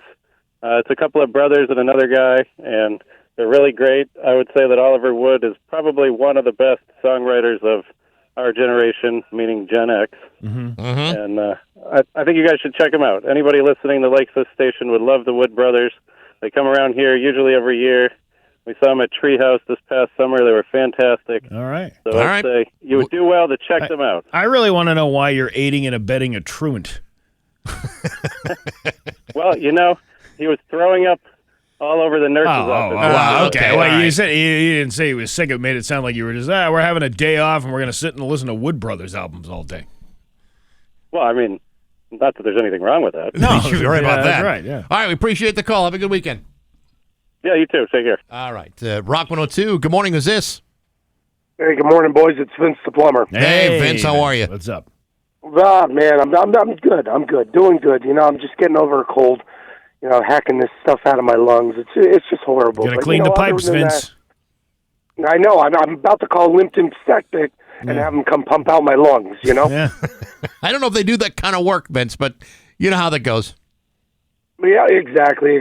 But my coworkers, they wanted me to call in too. They were like, you know what? We want to hear you hear what you sound like on the radio today with a scratchy voice. And I'll take things that didn't happen for 400, Alex. Yeah, this didn't really happen in real life, did it, Vince? No, not at all. Not at all. Well, at least you admit it. So what's up? But anyways, guys, I just wanted to say happy Friday to you guys. You guys have still done an awesome job, even into the new year. Doing my shout-outs to all my boys that are plumbers out there, HVAC guys, the boys at the Plimpton and Hills, Derek, my best buddy over there, and Kara. Wanted to just say have a great day, Kara. And, that's really it, man. You guys have a great weekend. You too. All right, very good. All right, thanks, Vince. Later. Okay, Rock 102. Yep. Oh, boy. Rock 102, good morning. Who's this? Good morning, gentlemen. I use that term loosely. Danny Boy from Belmont. Belmont. All right. What's going on? Quick question. I have a question, as my daughter loves to say. Both of you awesome people, your parents had really good jobs. Bax, your parents were therapists, which is very noble and very helpful to people in society. And your other helpmate his dad was in charge or ran the choo-choos, which has a great union and pays very well. Yeah. What made you two awesome people, and again, I thank you for all the great jobs you do to entertain us, what made you two not follow your parents' footsteps? Because a lot of kids would have. Well, my mother was a nurse, and I can't stand the sight of blood or the smell of vomit, so that was out for me. And the railroad thing, I didn't really wasn't too into that. And you may find this hard to imagine, but in clinical therapy, there's no such thing as bring your kid to work day. So I chose a job in which I don't have to listen to anybody's problems all day. But you know what, though, Baxter, you do a great job because Steve has lots of issues like we all do, and you being with your parents and raised by your parents have a lot of therapy, insight to help him. But you know what? But I have yet to ever charge him a copay for my time, so that may still happen. Yes, before he retires, hit him with. In fact, before you retire, hit him with a bill. I might just do that. Yeah, but I see it this way. I see it's like Bax's parents might have been really good at the job they do, but then when they get home, it's like me. It's like my kid wanting me to DJ their school dance. I don't want to do that. No. You think Bax's parents wanted to give him free therapy advice? You think my parents wanted to hear how I resented my parents? No, I don't think so. No copay, no say. I hear you guys. Keep on doing the great job you're doing. We love you, and thank you so much. All right. Thank you. Okay. Rock 102. Good morning. Who's this? Hey, good morning. It's Brian from East Windsor. Hey, Brian. What's up? Hey, not much, man. I just want to know how that guy John that used to be on here is doing. I just saw him the other day. He's actually he's had a few medical mishaps, but he's doing okay.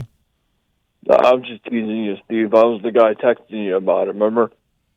I on the text line. Okay, yes, I do remember that. Yeah. Yeah. All right. Yeah, no, it was a nice picture. It's good to see he's doing well. All right. Well, appreciate the call. Thank you. All right. All right. Rock 102. Good morning. Who's this? Hey, it's the Hawkman calling from a lovely town of Ware. What's up, Hawkman? Hey, I just want to let you guys know that the lovely town of Ware has an indoor pickleball court. No, I'm sure you'll be there. How often you get out there? Once a week. I can just see you, picture you sitting there with just pickleballs being thrown at you. Well, I want to invite you guys over, and me and my mother want to take you two on with a 2-on-2 pickleball tournament on the second floor of the town hall in Ware. You know, it's as tempting of an offer as that sound to take on your mom and a guy in a wheelchair. I think it's still a very good possibility the two of you will beat us. Oh, come on. You guys got to come out. I have to believe with you in the house, Hawkman, that she's got a hell of a backhand. Well, Bax, she's like you. She's a lefty, so you know what? That bird. The incessant noise from the bird, Hawkman. What's going on there? Like a bird, cat. Yeah. All right. All right, well, all right, pal. Okay, well, we got more calls. You have a good weekend. All right. Rock 102. Good morning. Who's this? Hey, this is Cameron from town of Bloomfield. Hey, what's up? Hey, just wanted to give you guys a call, let you know you guys are doing a hell of a job out there. You guys make my day. Well, I appreciate that. Thank you. We can do that for you. Absolutely. Rock, what's it called? Hollywood Trash is like my third favorite time of the day. Third favorite time? What's your first favorite time of the day? Obviously, it's time to go home at 5 o'clock. Yeah, what's number two? Followed by lunchtime. Oh, okay. Yeah, he brings up a good point. Oh, look, I made the top three. How about that? That's pretty good. That's pretty good. All right, well, thank you very much. Absolutely. Have a good weekend. Awesome. Thank you, guys. All right, Rock 102. Good morning. Who's this? What's up, guys? Good morning. Macadamian, what's up? Macadamian. How did you know? Listen, first of all, okay, I'm so glad that I made it another week so I could call in. And my other two friends were so right that you guys are so inspirational and such a great information station. I want to thank you last week for explaining to me why I couldn't bring wood from state to state. I didn't know that. Yeah, that's actually true. They worry about wood diseases from state to state. Okay, listen, then quickly, I just heard that I used to be a program manager for a station. I don't know if you ever, WKRP. Okay. And I just heard, we need two open lines. What you guys should think about is whatever you have on Tuesday mornings at 8 o'clock, you move it to Mr. Zolak's spot on Thursday, open line Tuesday and Fridays. That's a lot of work. Is that then giving you twice the opportunities to do whatever the hell you're going to do in the air?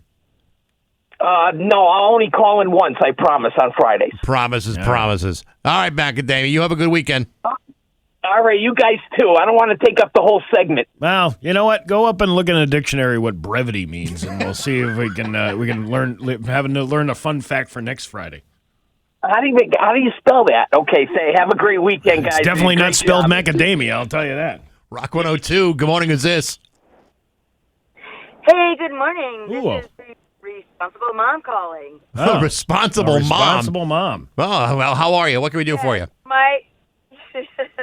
My son declined your interview this morning, but I just wanted to wish you guys a nice, long weekend. Oh, I'm sorry. I've got a peanut in the peanut gallery. Yes, baby. And also, what I really want is for you to give me a bunch of ice cream. You want us to give you ice cream? Yeah. He wants you to give him a bunch of ice cream. A lot. Okay. Chocolate. Well, you'll have to ask your responsible parent. Yeah, you know? And I want a milkshake. Yeah. And a milkshake. You'll get nothing in like it. Now, do you want a milkshake that brings all the boys to the yard or just some? No, I don't think that's not. Listen here, Steve. Responsible mom. Yeah, responsible. Have a good weekend, You too. guys. All right, you too. All right, 293-1021. We'll take a couple more. Yeah. It's a weird Friday, isn't it? It's the whole day has been a little weird, and now I'm waiting for someone to call. Here we go. There we go. Rock 102. Good morning. Who's this? Good morning. It's Lisa from Montgomery. Hey, what's up? I just wanted to say hi, see how you guys are doing. Give you a different voice to hear for a change, other than Vince and Macadamia. Yeah, I appreciate that so much. What's going on in Montgomery? I'm actually going to the gym, and then next week I'm getting out of here and going to visit my daughter in Florida. So hopefully it's a little warmer. Nice. Yeah, I hope so. Nothing goes on in Montgomery. You know that, Steve. Yes, there is. There's the cop that sits there by the town hall waiting for people to speed by and give you a ticket. Actually, he's been sneaking in driveways. He caught my son-in-law twice yesterday. Oh, that son of a gun! Twice yesterday? No, yeah. Wow. Ticket. Yeah. All right. Well, you have yourself a good weekend. Enjoy your trip. I honestly think they just like to turn the blue lights every once in a while and make the siren go off. Just to make sure everybody's paying attention. Yeah. I got to agree with you because, we're not used to having any cops, and now we have one. Well, one's better than none. Which doubled the entire police force. All right, thanks for the call. Appreciate it. Rock 102, good morning. Who's this? It's Mr. Tentman. How are you, sir? I'm very good, very good. I'm back on the case. My slacky brother-in-law, Mr. Bookman, was at a concert this past summer, and a certain person who is apparently in some kind of home, I saw a post yesterday, maybe in a locked ward of some sort. He was at that concert that evening that Mr. Bookman reported to me. Uh-huh. And that was the night that the tent disappeared. So I want to know the gentleman that visited this former employee who lived on that dead end, Fisher Ave. It's a dead end down there, by the way.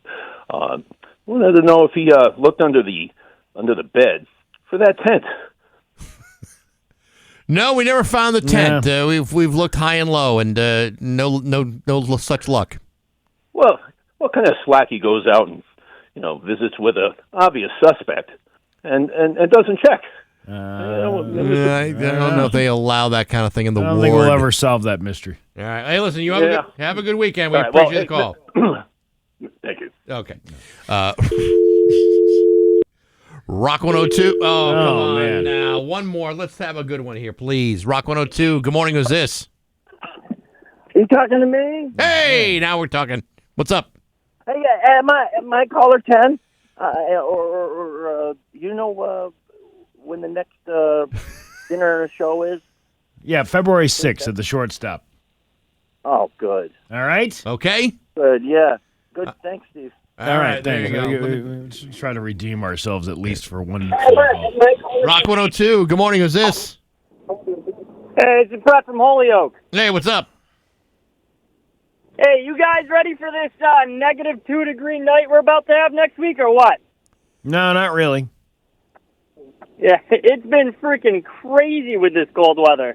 So the one thing I hate about this job is coming out in the mornings in the winter, especially when it's -2 outside. That's like the worst time to be working here. Hey, brother, I feel that. I deliver propane for a living, so going out in these early mornings absolutely sucks. Yeah, but if you're cold, at least you can set the truck on fire.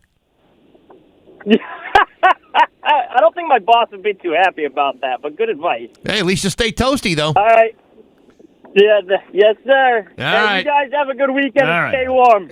Okay, Keep you going too. with this murder. One more? Yeah, okay. Rock 102. Good morning. Who's this? Okay. Rock 102. Good morning. Who's this? This is Kevin. Good morning. How are you? Good, Kevin. I was just calling to give a shout out to Pat Kelly. Intentionally? Intentionally. I know it sounds weird. We said we wanted to end on a good note, not on a horrible note for the weekend. All right. Thank you very much. Okay, you're still going to go? I or guess you so, think you've yeah, had what the quite hell? enough? No, yeah, let's see. right, We're already in Rock the 102. train wreck mode anyway. Rock 102, good morning, who's this? Hello, this is Gregory. I have a unsecured business loan for Rock 102 to offer you. Listen, Gregory, we told you to stop calling here. Okay. It's I told you, it's solar panels now. Yeah, anyway. that's what people really want. Okay, I've had quite enough. You think the Linton Septic guy is like, oh man, why this bit? Maybe Hollywood Trash might have been a better sponsorship. It's 8:25 with Bax and Nagle on Rock 102. Live in concert, Saturday nights at 9 on Rock 102. Complete concert. It's just about 8:28 with Bax and Nagle on Rock 102. You ever feel like you just, I don't know, you put so much effort into something and then you're expecting something great in return, and all of a sudden it just blows up in your face? Well, Steve, life is full of many disappointments, and the real purpose of it all is to just pick yourself up, dust yourself off, and move forward. It just felt like, what the hell was that we just did? What was that? Between that interview we did this morning, that sounded like we were talking through a tin can. Yeah. And then the open lines this morning. How are we even still here? I'm always perplexed when you have open lines hit a big brick wall like it did this morning. We've given people a full week to kind of compile their thoughts and to think about ahead of time what they might want to say if given the opportunity to call into a radio station. Those people are still sleeping this morning. We got everybody else. I would rather, the folks that call week after week and still fall flat every single time they get on the air. Mm-hmm. Use ChatGPT or something to come up with, at least that'll be sort of entertaining. Even if you didn't come up with it yourself, you can show us that you put a little bit of effort into making the phone call to have a point to say. Yeah, and again, it's open line. You can say whatever you'd like. However, we'd like it to be entertaining. There's a big fat difference between effort and effort. That's right. There's a big difference. There you go. Hey, it's a shop Friday this morning at 9 o'clock. If you go to rock102.com, you can save up to 30% at Peter Haven's Restaurant. 1 gift certificate, 2 great options. Use your certificate at Peter Haven's or at the Oyster Bar right next door. Impeccable service, incredible food, elegant but casual. Experience fine dining in downtown Brattleboro. It's 9 o'clock at the Shop 30 store at rock102.com. Do not miss out. 30% off at Peter Haven's. We got news coming up next to Rock 102. Here's your Western Mass.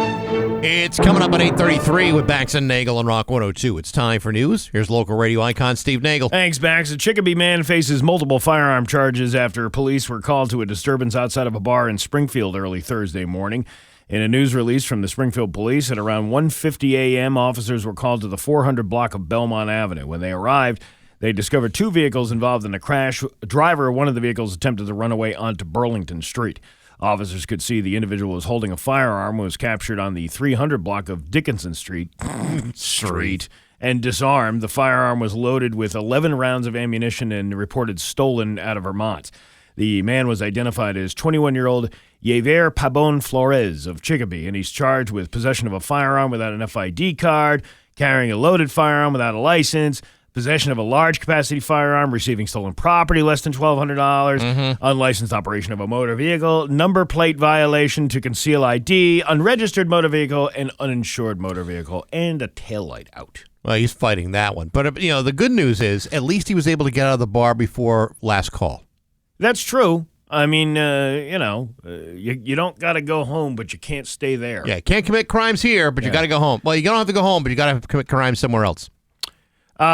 This is a crazy story. 6 Assumption University students were in court on Thursday to face charges in a connection made between a Holyoke woman and a man on Tinder, which resulted in a TikTok plot to confront a falsely accused sexual predator.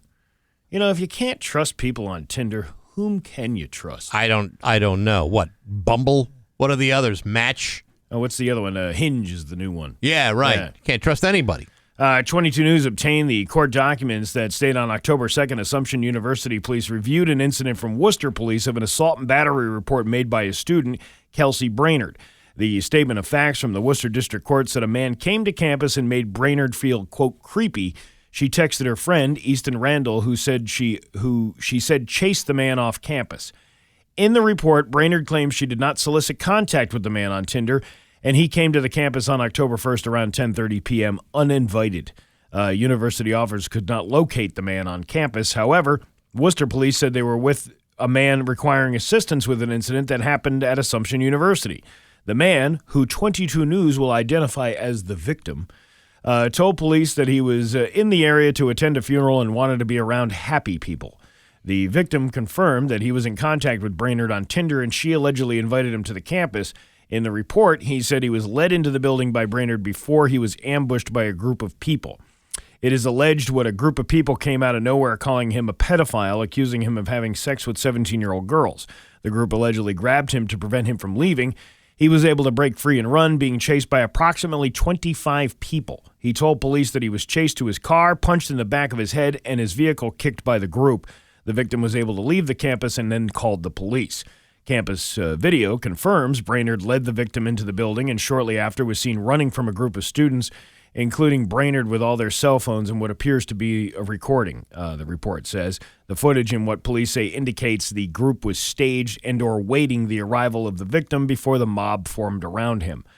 The interaction depicted in the footage occurs from start to finish 2 minutes and 35 seconds and does not appear to be a random occurrence but a deliberately staged event. And that's a report from the Worcester police. In court documents, the police say that after a review of the footage, it was determined that the report filed by Brainerd was allegedly false and led police to believe a sexual predator was on campus. A review of Brainerd's Tinder profile, which indicates she was 18 years old, had messages between her and the victim that police did not believe indicate that he was looking for underage girls to meet. During additional interviews, police determined a small portion of the larger mob allegedly conspired to lure the victim and solicited assistance through texts in catching a predator style, an incident to simulate a TikTok fad. Police identified Kelsey Brainerd, Kevin Carroll, Easton Randall, Isabella Trudeau, Joaquin Smith, and a juvenile as the group of Assumption University students involved in the plot. Let me ask you this, Steve. If I may make an assumption. I see what you did. Okay, let's say this thing is a setup. Okay. Yeah. What was he doing on the campus anyway? Just to be around happy people? I don't understand. If I were feeling a little, I don't know, down in the dumps, I probably wouldn't want to hang out with 18 and 19-year-old kids, especially at 10:30 at night. It's any time of day. Like, can't you grieve at nighttime and then wake up in the morning? Then if you're still sad, you go look for happy people. Yeah, there's other places and people in the world to turn that frown upside down. And if you're going to be chased by 25 people with torches and pitchforks, that's not going to make me feel good about my day. But see, what you're going towards is victim blaming. I'm not victim blaming. Yeah. I'm not victim blaming. I'm just saying that even if it's a setup, the hell's he doing there? I'm not saying he deserved to get chased or beaten. I'm just saying, what is a full-grown man doing on a college campus at 10 o'clock at night? They don't say how old he was. Let's say he's an adult, right? Yes, but that could mean anything over the age of 18. Yeah, I'd like to know what he's doing there. It's a weird story, but they're kind of blaming TikTok on this a little bit. This Catch a Predator thing has been going on since the Chris Hansen days of Dateline NBC. And then you see that Chris Hansen is now running his own thing after he got canned from Dateline because of all the things that were happening with that particular ambush that they were doing. And while, I'm sure there were quite a few people who were caught that probably should have been caught, it's also a TV show. So you can't tell me that they're not staging certain aspects of that in order to make it more dramatic for the television. Sure. And it was usually hilarious. My favorite one was Doug Stanhope, who pretended to be a 13-year-old boy and would go solicit get older men to solicit him, and then the pedophile guy would be like, "Oh, tell me what you want me to do," and Doug Stanhope would describe this most disgusting act, and then the pedophile would be like, "Oh my God, that's sick." And he goes, "I'm sick. You're a grown man trying to get with a 13-year-old boy."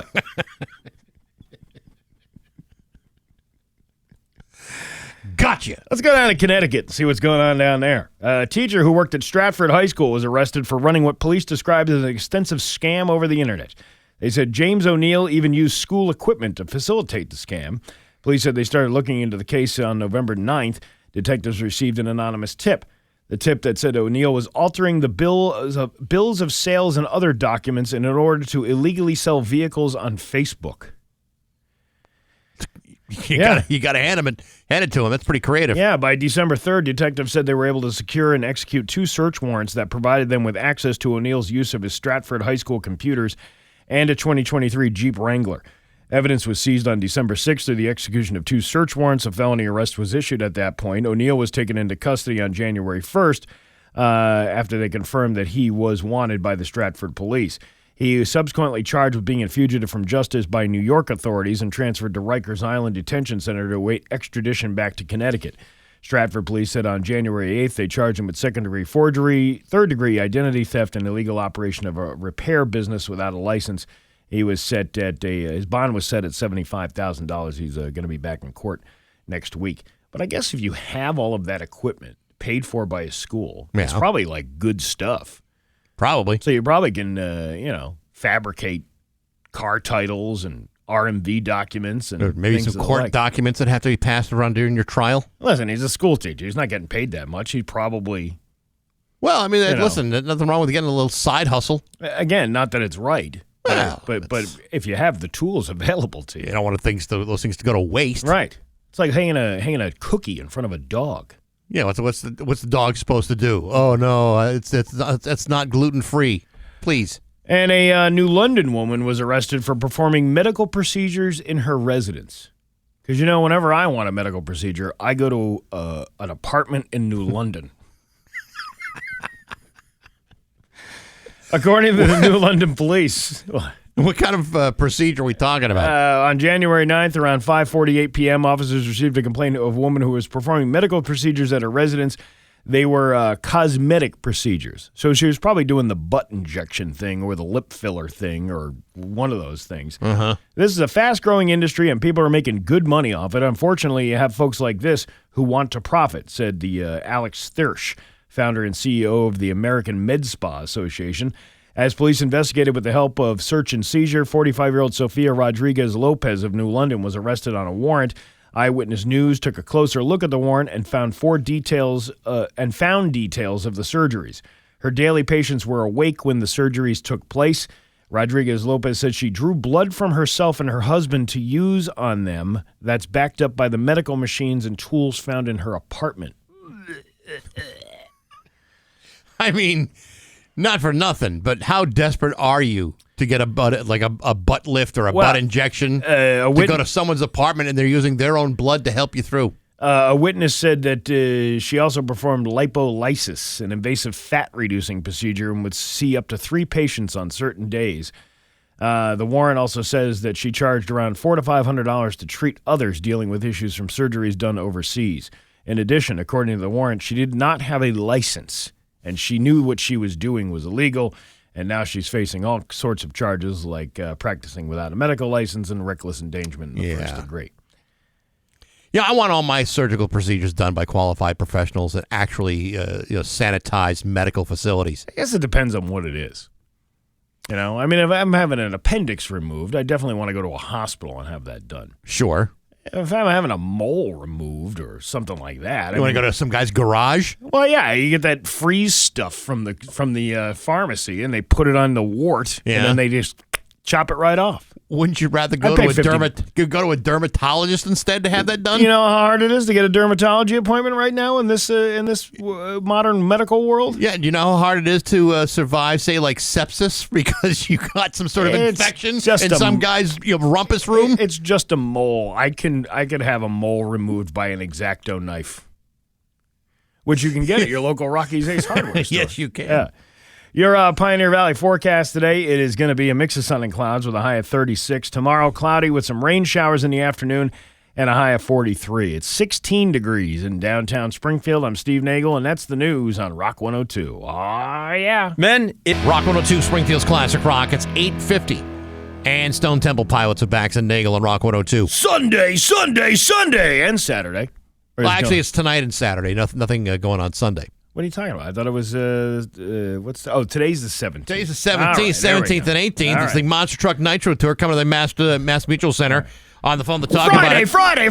Yes, Friday and Sunday. Tony Matasarazzo. How you doing, Tony? I am doing great, guys.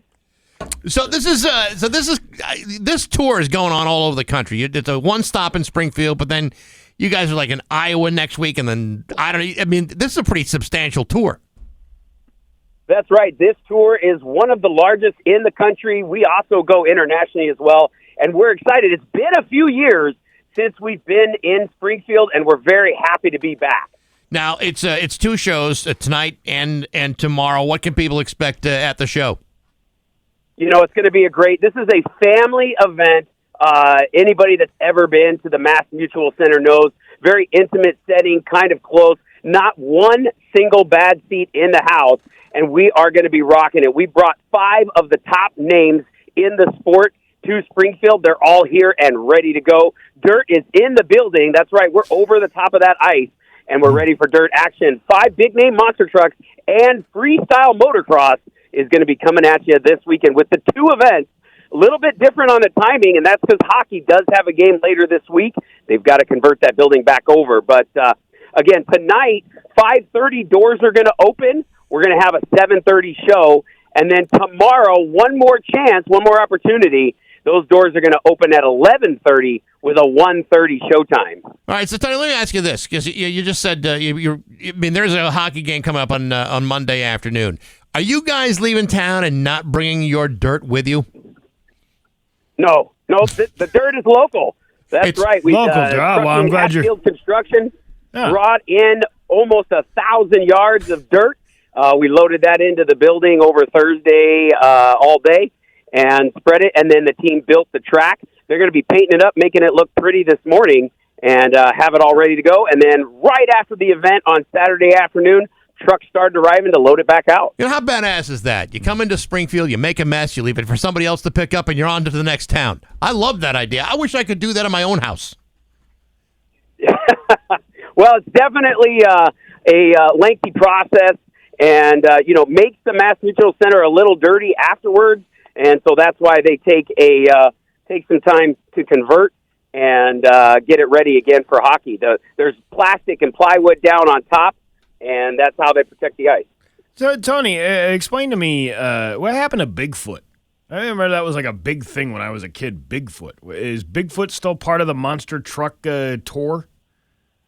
Bigfoot is a part of the monster truck world, as everybody probably does know. If you know anything about monster trucks, the very first monster truck, Bob Chandler started that truck. It does run on different circuits. It's not a part of the Monster Truck Nitro Tour at the moment. We do have other legendary names.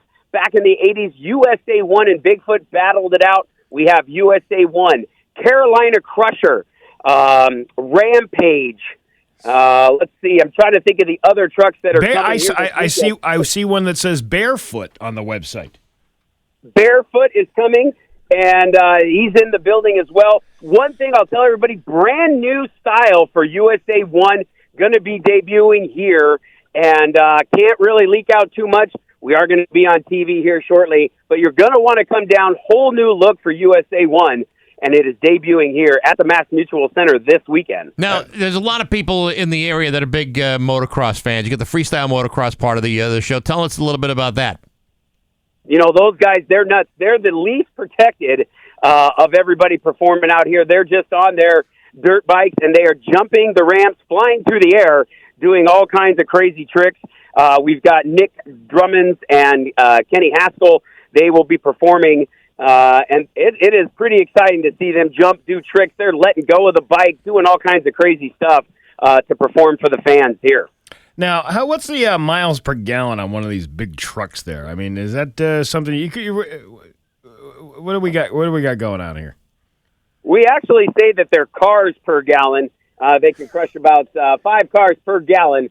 Not very fuel efficient, putting out over 1,500 horsepower. So that's nothing that we actually calculate. Is that city or highway? You know, we have drove these on the road. They are not street legal. You can only imagine. But I have yet, I'm going to knock on wood next to me, not yet actually been issued a citation.